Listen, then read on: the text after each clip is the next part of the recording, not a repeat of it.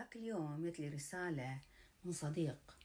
رسالة كانت على فكرة تحمل كلمات، يعني مثل ما تقول رنة جرس في مخي أو في راسي. الرسالة فيها كلمات بسيطة، ويمكن أنتوا تعتقدون أن اللي قاله شيء بديهي، لكن إحنا في الواقع نتغافل عنه وننساه. رح أنقل لكم اللي قاله بالضبط. النفس تحس حتى لو اعتقدتي إنها تتحمل.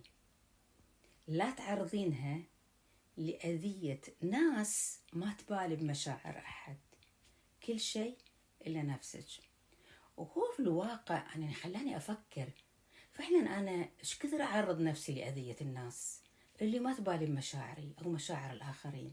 خلينا نقول الفراغ الإلكتروني اللي إحنا فيه، الناس اللي إحنا نتعرض للسب والشتم والكلمات البذيئة والشخصنة، واحنا نقول احنا نتحمل، احنا اقوياء، انا اضحك، انا استانس، انا استفزهم. في الواقع بالنهاية نفسي راح تتأثر، نفسي تحس حتى لو انا ضغطت عليها وقلت لا هي ما تحس، هي قوية.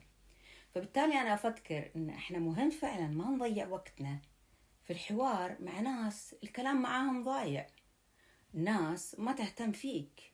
انت ليش تعرض نفسك لأذية؟ هي نفسك بالنهاية هي اللي معاك، مو الآخرين.